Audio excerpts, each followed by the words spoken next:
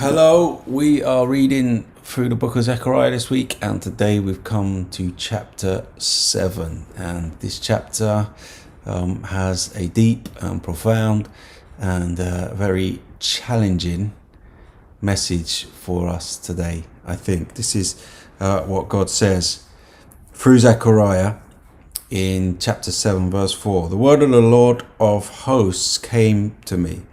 Say to all the people of the land and the priests, when you fasted and mourned in the 5th month and in the 7th for these 70 years, was it for me that you fasted?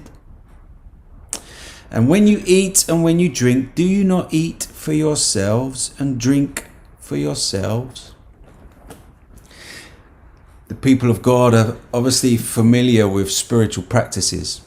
Fasting and praying and celebrating at feast time. They'd been engaged in that year by year, week by week, month by month for a long time.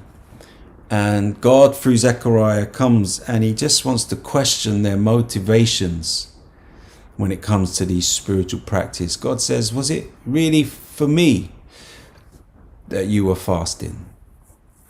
Or was it for yourselves? It's an interesting challenge and an important one, isn't it, for us all to reflect on, because we all know what it is to engage in spiritual practices. We all know how to pray, we all know how to join with God's people in corporate worship. We all know how to lift our hands as we sing. We all know how to do these things. We're all very familiar with those things. But the question that God is asking his people here in Zechariah and to you and I today is it really for me? All the religious practice, all the ritual, is it really for me? God says. Because God's, you know this, right? God's not after just empty rituals.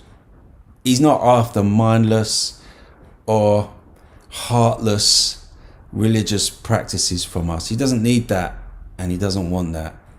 What he wants is worship that comes from a heart filled with faith and love for God, but also a heart filled with love for other people. Because a little bit later in chapter 7, after challenging their motivations, God says this through Zechariah. Thus says the Lord of hosts, render true judgments. Show kindness and mercy to one another. Do not oppress the widow, the fatherless, the sojourner, or the poor. And let none of you devise evil against one another in your heart. In other words, God is saying, as he does in numerous other places in the Bible, he's saying, if you want to know what true worship looks like, well, then reflect on the way you treat other people.